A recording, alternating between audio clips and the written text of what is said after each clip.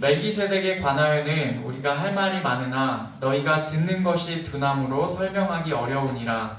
때가 오래되었으므로 너희가 마땅히 선생이 되었을 터인데 너희가 다시 하나님의 말씀의 초보에 대하여 누구에게서 가르침을 받아야 할 처지이니 단단한 음식은 못 먹고 젖이나 먹어야 할 자가 되었도다.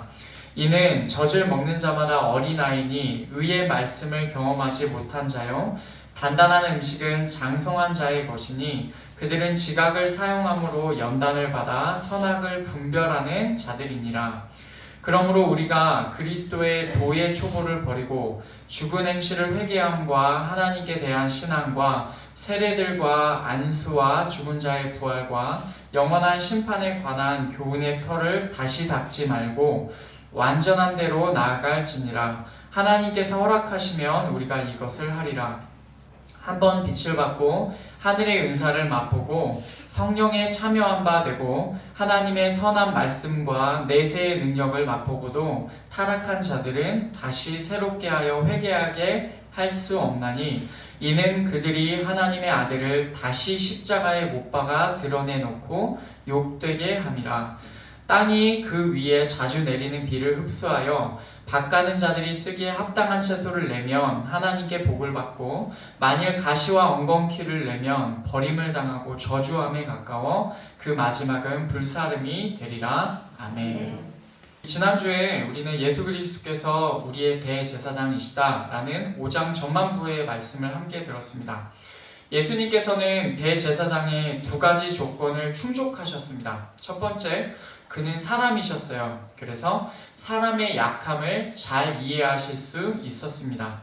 또한 그분께서는 두 번째 조건, 다른 제사장들처럼 하나님께 부르심을 받았습니다. 아론의 후손의 계열을 따르는 그런 제사장이 아니라 멜기세덱의 계열을 따르는 제사장으로 하나님께 부르심을 받았어요. 대제사장이신 예수님께서는 동시에 하나님의 아들로서 그를 믿는 자에게 구원의 원인이 되어 주셨습니다. 구원의 이유가 되어 주셨어요. 그래서 히브리서 기자는 그분을 뭐라고 부르냐면 그리스도라고 불렀습니다. 그리스도, 다른 말로는 메시아, 구원주입니다. 여기까지가 지난주에 함께 들었던 말씀이고요. 이제 오늘 말씀은 이 내용 다음에 이어지는 말씀입니다. 그런데 내용에 있어서 오늘 말씀은 지금까지 히브리서를 쭉 살펴보면서 종종 나왔듯이 삽입된 경고라는 측면에 해당합니다. 계속되는 논증 중간에 갑자기 들어가서 그 중간에서 경고하는 내용이에요. 그래서 오늘 내용은 사실 좀 무거운 내용이기도 하며 경고의 내용이라는 배경을 가지고 성령께서 히브리서 기자를 통해서 우리에게 어떤 말씀을 주시는지 함께 듣고자 합니다. 우선 11절 말씀을 보면 이렇게 시작합니다. 멜기세덱에 관하여는 우리가 할 말이 많으나 너희가 듣는 것이 둔함으로 설명하기 어려우니라. 아멘. 지금까지 히브리서 기자가 계속해서 얘기하고 있었던 내용은 예수님의 대제사장직에 관한 내용입니다. 멜기세덱의 계열을 따라 대제사장이 되신 예수님에 관하여서 논증하고 있었는데 잠시 다른 쪽으로 화제를 돌리고 있어요. 그에 관하여서는 할 말이 많다고 해요. 그러나 그 말을 하기에는 지금 설명하기가 어렵다, 힘들다 라고 얘기를 해요. 왜 그렇습니까? 이 편지를 맨 처음에 받아보는 히브리 그리스도인들이 듣는 것에 둔하기 때문에 그러하다라고 합니다. 직역하면 뭐냐면 그들이 듣는 것에, 그러니까 들음에 게으르게 되었다라는 말입니다. 그들이 듣는 것에 게을러요. 히브리서 기자는 계속해서 12절, 13절에서 이들이 어떤 상태에 놓여 있는지를 설명하고 있습니다. 때가 오래되었으므로 너희가 마땅히 선생이 되었을 터인데 너희가 다시 하나님의 말씀의 초보에 대하여 누구에게서 가르침을 받아야 할 처지이니 단단한 음식은 못 먹고 젖이나 먹어야 할 자가 되었도다. 이는 젖을 먹는 자마다 어린아이니 의의 말씀을 경험하지 못한 자요. 아멘. 히브리서 기자는 이들에 관하여서 이렇게 얘기합니다. 때가 오래되었기에 너희가 마땅히 선생이 되어야 마땅하다. 너희가 마땅히 선생이 될 그 기대가 있는데 너희의 현실은 어떠냐? 너희의 현실은 하나님의 말씀의 초보, 하나님의 말씀의 기초를 다시금 누군가가 가르쳐 줘야 될 상황에 놓여 있다라고 말합니다. 다시 배워야 한다는 겁니다. 이 상태를 가리켜서 뭐라고 얘기하냐면 단단한 음식이 아니라 너희가 젖을 먹어야 될 필요가 있다라고 얘기를 하죠. 결국 히브리서 기자는 이들을 가리켜서 어린 아이라고 부릅니다. 이것을 직역하면 유아입니다. 유아. 단적으로 이들이 어린 아이로 불리는 이유가 13절 마지막 부분에 명확하게 나오는데 이들이 의의 말씀의 경험이 없기 때문에 의의 말씀의 경험이 없다라는 것입니다. 여기서 의의 말씀이라는 표현이 굉장히 의미가 있는 표현입니다. 여러분, 의의 말씀이 무엇입니까? 히브리서 기자의 비유를 통해서 일단은 파악해 볼 수가 있습니다. 이때쯤이면 그들이 마땅히 단단한 음식을 먹어야 하기로 기대가 되는 상황인데 그들은 아직도 그것을 먹을 수가 없어요. 그리고 다른 쪽에서는 뭐라고 얘기냐면 먹어본 경험이 없대요. 그것이 무엇입니까? 의의 말씀이에요. 의의 말씀을 먹어본 적이 없고 그리고 그것은 곧 이 비유에서 뭐라는 것이냐면 단단한 음식입니다. 히브리서 기자는 지금 의의 말씀을 단단한 음식으로 비유하고 있습니다. 그러면 젖은 무엇일까요? 이들이 지금 단단한 음식은 못 먹지만 뭔가를 먹고 있긴 합니다. 그것은 젖이에요. 의의 말씀이 아닌 다른 것을 가리킵니다. 그럼 이 의의 말씀에 관하여서 이것이 뭔지에 대해서 우리가 좀 더 살펴봐야 되겠는데 히브리서에서는 이 의의 말씀에 관하여서 더 자세한 설명이 나오지 않아요. 그래서 성경 전체의 관점에서 의의 말씀이 무엇인지를 우리가 좀 더 살펴보아야 될 필요가 있겠습니다. 의라는 단어가 신약 성경 전체에서 가장 집중적으로 다루어진 곳이 어디냐면 로마서입니다. 로마서 3장에 보면은 그 핵심적인 개념이 우리가 좀 알 수 있는데 로마서 3장 20절부터 24절까지의 말씀입니다. 제가 읽겠습니다. 그러므로 율법의 행위로 그의 앞에 의롭다 하심을 얻을 육체가 없나니 율법으로는 죄를 깨달음이니라.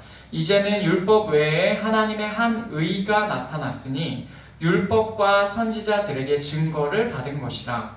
곧 예수 그리스도를 믿음으로 말미암아 모든 믿는 자에게 미치는 하나님의 의인이 차별이 없느니라. 모든 사람이 죄를 범하였음에 하나님의 영광에 이르지 못하더니 그리스도 예수 안에 있는 속량으로 말미암아 하나님의 은혜로 값없이 의롭다 하심을 얻은 자 되었느니라. 아멘. 여기서 말하는 의라는 개념이 저는 명확하다고 봅니다. 여기서 말하는 의가 무엇입니까? 율법의 행위로 그의 앞에 의롭다 하심을 얻을 육체가 없습니다. 그렇죠? 어떤 육체도 어떤 사람도 율법의 행위로 하나님 앞에 의롭다 여겨질 수가 없습니다. 율법으로 의를 얻을 수 없어요. 참 의는 무엇입니까? 율법 외에 하나님의 한 의가 나타났대요. 그 의 말고 다른 의가 나타났는데 여기서 말하는 그 의는 율법 외에 율법과 별도로 나타난 것입니다. 그리고 그 뒤에 보면은 예수 그리스도를 믿음으로 말미암아 모든 믿는 자에게 미치게 되는 그것. 이게 뭘까요? 설명하면 이렇습니다. 예수 그리스도의 공로를 믿음으로써 우리를 향한 율법의 행위로는 이룰 수 없는, 그러나 예수 그리스도의 공로를 믿음으로써 율법의 요구를 충족시킨 상태가 된 그것입니다.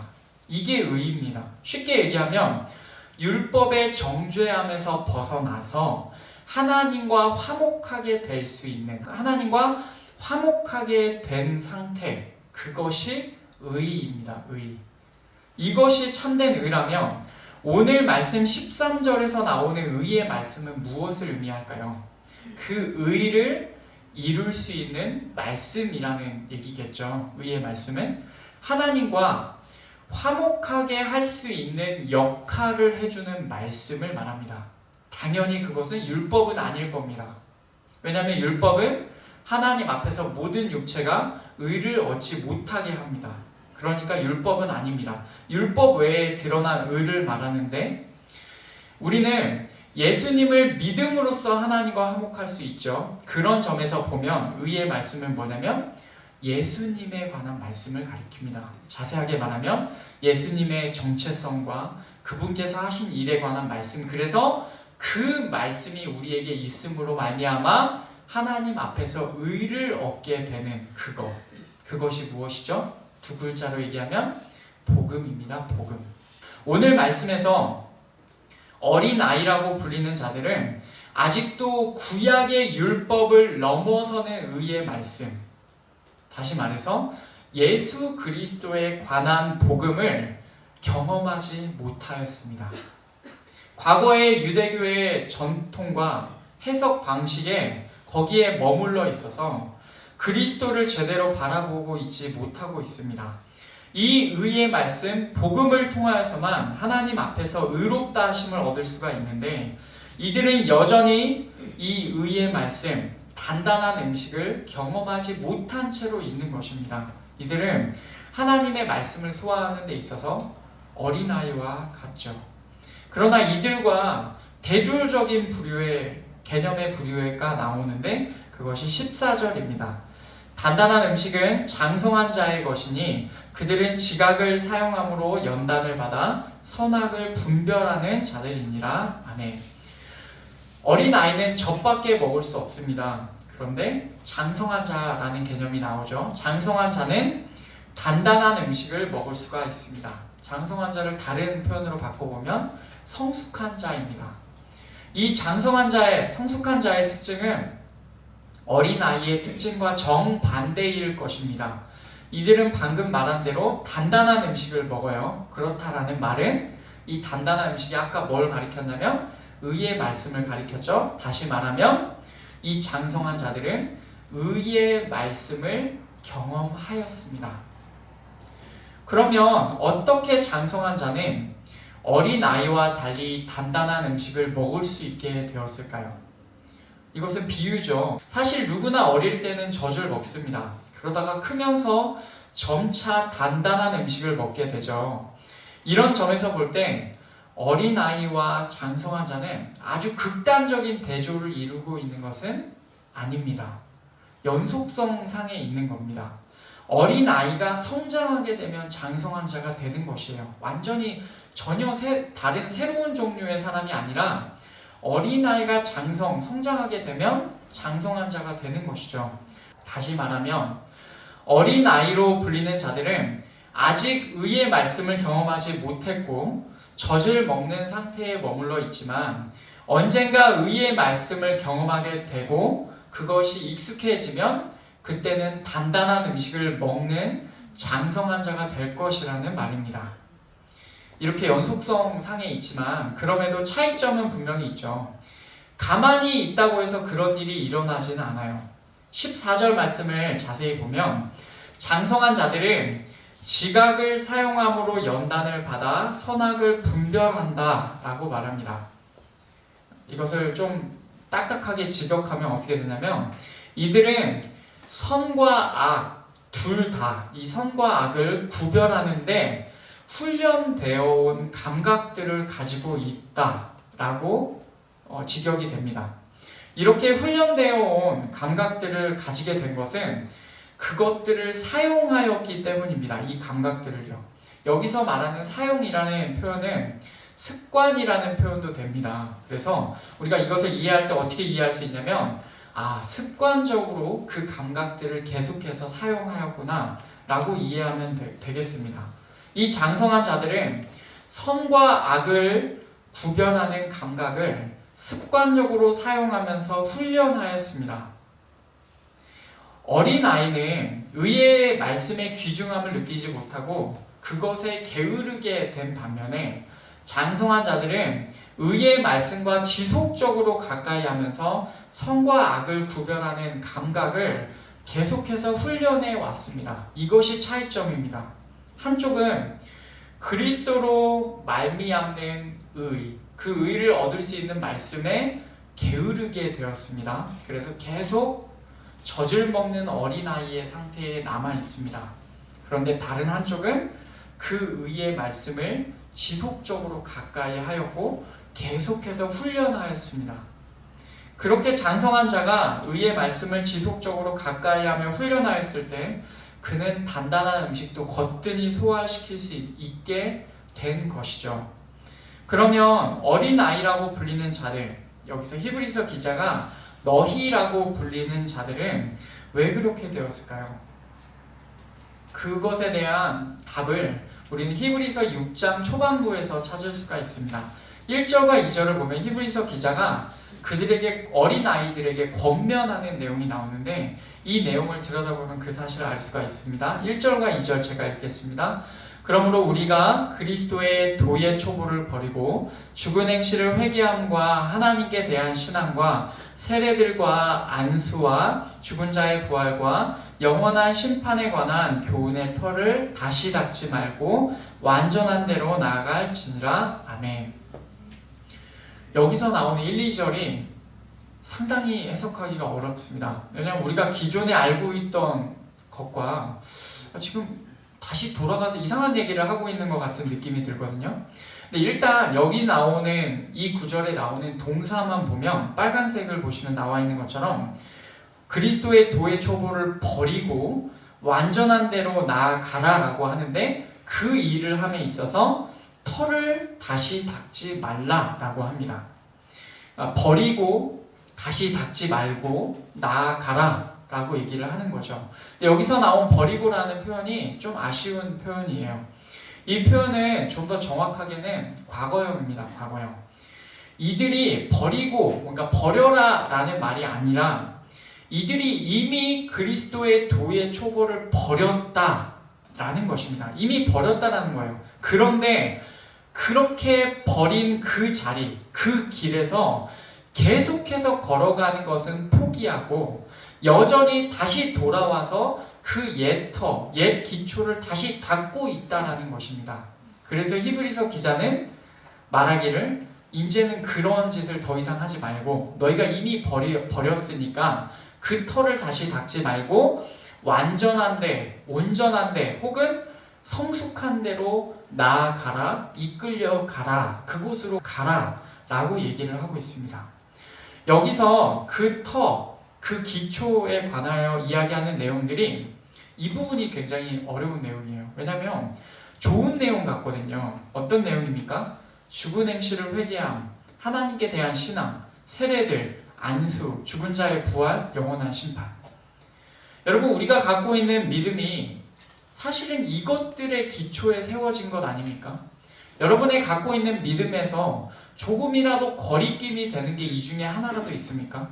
여러분, 혹시 우리 중에서 세례를 부정하시는 분 계십니까? 혹시 우리 중에서 영원한 심판은 없다라고 믿으시는 분 계십니까? 아니죠. 다 우리가 갖고 있는 믿음이에요. 그 믿음 위에 서 있는데 지금 히브리서 기자는 여기서 왜 이 터를 다시 닦지 말라라고 얘기하는 것입니까? 그렇기 때문에 이 구절을 이해하기가 너무 어렵습니다. 그래서 이 부분에서 우리는 다시금 우리의 시선을 조금 전체적인 조망을 향해서 뺐다가 다시 돌아오는 작업이 필요하겠습니다. 히브리서는 원래 어떤 상황에서 쓰여진 편지입니까? 예수님을 알게 되고 예수님을 믿게 된 히브리 그리스도인들이 그 예수님을 믿게 된 신앙 때문에 현실의 어려움을 겪고 있는 그 상황에 쓰여진 편지입니다. 예수님을 믿는 그들의 신앙이 유대교에서 머물렀던 신앙보다 훨씬 더 위대하다라는 것을 보여주는 데 그 목적이 있어요.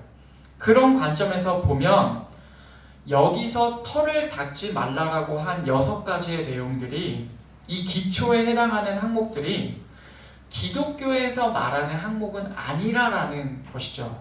그러니까 예수님을 믿는 신앙의 관점으로 이 6가지가 아니라 다시 말하면 너희가 기존에 갖고 있었던 유대교의 관점으로 이 6가지 항목들을 바라보고 있는 그 터에서 벗어나라라는 것입니다. 제가 하나하나 간단하게 설명을 드리겠습니다. 죽은 행실을 회개함은 이 죽은 행실이라는 표현이 히브리서 9장에 똑같이 등장하는데 어떤 맥락에서 그 표현이 쓰였냐면요. 구약의 제사와 정결의식의 배경에서 사용됩니다. 구약에서는 죽은 행실에서 벗어날 수 있는 게 어떻게 가능하다라고 믿냐면 정결법, 의식법을 통해서 가능하다라고 믿습니다. 정결 예식을 통해서 제사를 드리거나 아니면은 부정하게 된 것에서 정결케 되는 그 의식을 통해서 깨끗하게 되고 거룩하게 된다라고 믿습니다. 그런데 신약에서는 어떻습니까? 예수님의 피가 우리를 깨끗하게 하고 정결하게 하고 거룩하게 한다라고 믿습니다. 그러니 오늘 말씀 1절에서 죽은 행실을 회개함에 털을 닦지 말라라는 말은 어떤 말이냐면 너희가 기존에 갖고 있던 방식에서 벗어나라라는 것입니다. 너희의 죽은 행실을 회개하게 되는 것은, 거기서 돌이키는 것은 정결법이나 의식법을 통해서 되는 것이 아니라 예수 그리스도를 믿음으로 그 안에서 이루어지는 것이다 라는 것을 말하고 있는 것이죠. 두 번째, 하나님께 대한 신앙. 하나님께 대한 신앙 정말 좋은 표현입니다. 그런데 이 표현은 중립적일 수 있는 표현이에요. 유대교와 기독교에서 모두에서 쓸 수 있는 표현입니다. 하나님께 대한 신앙. 하나님을 믿는다라는 것은 유대교에서도 우리는 하나님을 믿는다, 기독교에서도 우리는 하나님을 믿는다 라고 할 수 있는 겁니다. 그런데 히브리서에서는, 그 맥락에서는 좀 더 이 대상을 구체적으로 제시합니다. 히브리서 12장 4절을 보면 믿음의 주여 또 온전하게 하시는 이 예수를 바라보자 라고 합니다. 하나님께 관한 신앙 당연히 쓸 수 있는 표현입니다. 당연히 가능한 표현입니다. 그러나 좀 더 구체적으로 범위를 좁혀서 히브리서 기자는 우리가 의롭게 여겨지는 그 믿음의 대상이 예수님이라고 명확하게 표현합니다. 그러니 하나님께 대한 신앙의 유대교적인 관점에서 벗어나라라는 것입니다. 하나님께 대한 신앙에서 벗어나서 좀 더 구체적으로 너희가 의를 얻을 수 있는 것은 예수님을 믿어서 의롭게 되는 거다라고 지칭하여 주고 있는, 간접적으로 지칭하여 주고 있는 것이죠. 세 번째로 세례들이라는 표현은 우리가 알다시피 물에 담궜다가 꺼내는 것 혹은 물을 얻는 것, 그러니까 물로 씻는 것, 그것을 얘기를 하는데 원 의미는요, 씻음 자체, 그 씻는 것이라는 의미도 포함할 수 있습니다. 그러니까 그렇게 번역도 되는 거예요. 히브리서 9장에서는 같은 단어를 뭐라고 번역하였냐면 씻는 것이라고 번역을 하였습니다. 여기서 말하는 씻는 것은 무엇이겠습니까? 당연 육체의 예법일 뿐이다 라고 하죠. 당연히 유대교에서의 정결의식을 말합니다. 유대교에서 몸을 씻고 정결케 하는 예식을 말합니다. 거기서 그 털을 닦지 말고 벗어나라, 다른 관점으로 바라보라, 세례를 씻는 것을 다른 관점으로 바라보라 라고 얘기하고 있는 것입니다. 네 번째, 그 다음으로 나오는 안수는 우리가 이해할 때, 목사님들이 기도할 때 손 얹어서 하는 기도를 얘기하죠. 그런데 이 안수는 구약적인 배경에서 제사를 드릴 때 제사를 드리는 자가, 제사를 드리기 원하는 자가, 그래서 짐승을 가져온 자가 그 짐승을 제사를 집도하는 제사장에게 넘기기 전에 머리에 안수하면서 제사의 그 순서에 있는 겁니다. 그러니까 이 안수는 유대교의 제사법과 관련된 것이에요. 유대교의 제사법과 관련된 것이다 라고 이해하면 되겠습니다.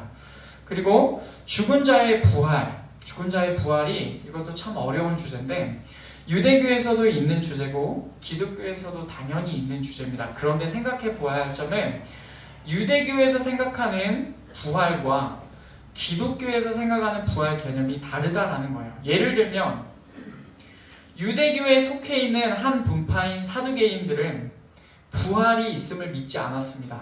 사두개인들은 부활을 인정하지 않았습니다. 그리고 또 반면에 바리새인들은 부활을 믿었어요. 다르죠?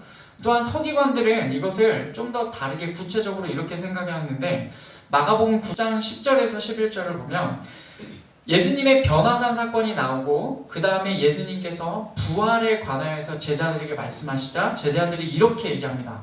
서로 문의하되 죽은 자 가운데 살아나는 것이 무엇일까? 라고 하죠. 그때 예수님께 이렇게 묻습니다. 어찌하여 서기관들이 엘리야가 먼저 와야 하리라 하나이까?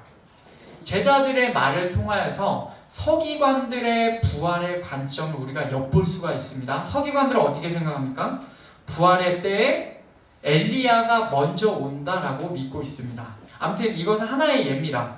부활의 개념은 유대인들 사이에서도 서로 달랐습니다. 그리고 당연히 예수님의 개념과도 다르죠. 예수님께서는 주로 부활을 얘기하실 때 뭐라고 얘기하냐면 죽은 자의 부활이라는 표현을 즐겨 쓰지 않으세요. 뭐라고 얘기하시냐면 죽은 자 가운데서 부활한다. 그러니까 죽은 자의 부활은 뭔가 통칭하는 뭔가 전체적인 개념이라면 죽은 자 가운데서 부활한다는 약간 부분적이고 선택적인 개념인 것이죠. 예수님 그렇게 표현하세요. 유대교에서 바라보는 죽은 자의 부활과 기독교에서 바라보는 죽은 자의 부활은 개념상 다릅니다. 그리고 마지막 영원한 심판. 영원한 심판도 당연히 기독교와 유대교의 모두에 있는 주제이지만 요한계시록에서는 이 영원한 심판에 관해서 보다 더 구체적으로 어떻게 설명하냐면 예수 그리스도께서 그 심판하시는 보좌에 앉으셔서 예수 그리스도께서 심판하신다라고 말합니다. 이 개념이 당연히 유대교, 예수님을 인정하지 않는 유대교의 개념과 다르겠죠. 결국 1절과 2절에서 나오는 이 6가지의 내용들은 유대교에서도 바라볼 수 있는 그 관점이 있다라는 것이에요. 그런데 그 관점에 기초를 닦지 말고 그 관점, 너희가 기존에 전통적으로 가지고 오고 있던 전통적인 해석 방법에서 벗어나서 이제는 예수 그리스도 안에서 그 관점들을 다시금 바라보라 라고 얘기하고 있는 것이에요. 이것들은 모두 모형입니다. 그림자예요. 구약의 예식법들, 정결의식들, 구약의 율법들은 다 그 자체로 의미가 있긴 하지만 이 모든 것들은 다 모형이며 그림자요, 실체가 아닙니다. 이것들 중에서 그 어느 것도 진정한 구원에 이르게 할 수 있는 것은 아무것도 없어요. 다만 이것들 모두는 실체이자 본질이신 예수 그리스도를 향하여 있는 것입니다. 예수 그리스도만이 오직 영원한 구원의 원인이요 이유가 되시는데 장성한 자들은 대세를 따르는 유대교의 전통과 익숙한 해석 방식에서 벗어났습니다.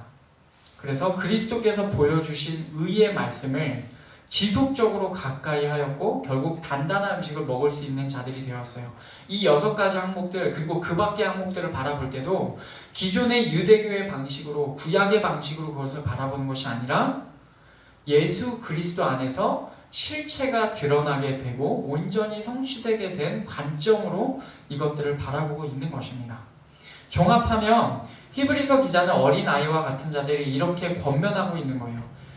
우리는 그리스도의 도의 초보를 이미 버렸으니 다시는 그와 같은 유대교의 모형에 기초를 두지 말고 온전함으로 실체이신 그리스도께로 이끌려 가자, 그곳으로 나아가자 라고 얘기하고 있는 것입니다. 이처럼 그들은 의의 말씀을 경험해야 될 필요가 있으며 하나님께서 허락하시면 이 일이 이루어질 것이다 라는 말을 듣게 됩니다. 이제 히브리서 기자는 그 뒷부분에서 또 다른 종류의 사람을 언급하면서 경고하고 있습니다. 그것이 4절부터 6절까지에서 나오는데 제가 읽겠습니다. 한번 빛을 받고 하늘의 은사를 맛보고 성령에 참여한 바 되고 하나님의 선한 말씀과 내세의 능력을 맛보고도 타락한 자들은 다시 새롭게 하여 회개하게 할 수 없나니 이는 그들이 하나님의 아들을 다시 십자가에 못 박아 드러내놓고 욕되게 함이라. 아멘. 또 다른 종류의 사람들은 누구냐면 타락한 자들입니다. 한번 빛이 주어졌어요. 그리고 하늘의 은사, 하늘의 선물을 맛보았습니다. 성령에 참여한 자가 되기까지 했습니다. 그리고 하나님의 선한 말씀과 내세, 그러니까 장차 올 시대의 그 내세의 능력을 맛보기까지 했습니다. 그러나 그리고는 타락하였습니다. 이 타락하였다라는 말은 곁으로 떨어졌다라는 말인데 이것은 단순한 실수나 잘못이나 잠깐의 죄지음이나 이런 것을 말하는 것이 아니라 완전히 선택해서 그 길을 떠나버린 것을 말합니다. 다른 말로 얘기하면 배교한 자들을 가리킵니다. 완전히 고의로 나아가야 될 길에서 떠나버린 자들, 완전히 그 길에서 떨어져 나가버린 자들, 그들을 가리킵니다. 이들이 한 행동은 하나님의 아들을 다시 십자가에 못 박아 올린 것이며 욕되게 한 것이에요. 이들은 예수님의 대속을 대놓고 부정함으로써 그것을 모욕하였습니다. 히브리서 기자는 이들에 관하여서 7절과 8절에서 비유를 통해서 더 자세히 설명합니다. 땅이 그 위에 자주 내리는 비를 흡수하여 밭가는 자들이 쓰기에 합당한 채소를 내면 하나님께 복을 받고, 만일 가시와 엉겅퀴를 내면 버림을 당하고 저주함에 가까워 그 마지막은 불사름이 되리라. 아멘. 자주 땅이 있습니다. 땅이 있는데 조건이 같아요. 그 위에 자주 비가 옵니다. 자주 비가 오는 땅이 그 땅을 경작한 자에게 합당한 채소를 내면 하나님께 복을 받습니다. 그러나 그 위에 자주 비가 내리는 땅이 가시와 엉겅퀴를 내면 가치가 없고 저주에 가깝고 결국 불태워지게 되는 것이죠. 이 두 땅 모두 그 위에 자주 비가 오는데도 불구하고 차이가 많이 납니다. 이 비는 뭘 의미합니까? 지금 히브리서가 쭉 진행되어 오는 방식을 보면 은혜의 말씀, 의의 말씀을 가리킵니다. 예수 그리스도의 의의 말씀, 복음을 가리키는 거예요. 그들이 복음을 듣고 있는데도 한쪽에서는 그것을 마시고 받아들이지만 다른 한쪽에서는 그것을 거부합니다. 그리고 다르게 행동합니다. 이 비유는 한번 진리를 깨달았음에도 여전히 고의적으로 돌이켜서 다시 예전 유대교의 전통과 율법으로 향한 자들에 관하여서 히브리서 기자가 던지는 경고의 내용인 것입니다. 히브리서 기자가 말한 이 세 종류의 사람들, 어린아이, 장성한 자, 타락한 자가 있습니다. 여러분, 우리 이 내용을 가지고 우리에게 한번 질문을 던져보아야 되겠습니다. 단단한 음식으로 표현되는 의의 말씀을 지속적으로 가까이 하면서 장성한 자로 살아가고 계십니까? 아니면 듣는 것에, 들음에 게으르게 되어서 의의 말씀을 듣고 그리고 그것에 나의 삶을 맞춰가는 것보다 익숙한 전통이나 내가 생각하는 고집, 그것에 마음을 쏟고 있으면서 계속해서 어린아이로 살아가고 계십니까? 혹시 우리 중에 그런 일이 없어야 되겠지만 하나님의 은혜, 예수님의 의를 알고 경험했음에도 일부러 예수님을 거절하고 그 길에서 떠나버린 자입니까? 히브리서 기자는 이 세 부류의 모습을 보여주면서 유대교로 돌아가려고 마음이 흔들리는, 현실의 핍박 가운데 마음이 흔들리는 히브리 그리스도인들에게 경고를 보내고 있습니다. 돌아가지 마라. 너희가 돌아가면 그것은 예수 그리스도의 대속을 부인하고 너희를 위해서 돌아가신 예수 그리스도를 다시금 십자가에 못 박아 올리고 그분을 욕되게 하는 일이다. 너희가 은혜를 경험했으면 아무리 힘들어도 그 은혜 가운데 거하라 라고 말하고 있는 것입니다. 그러면 이제 이와 같은 질문을 우리 스스로에게도 던져봐야 되겠어요. 방금 한 질문을 다시금 던져보겠습니다.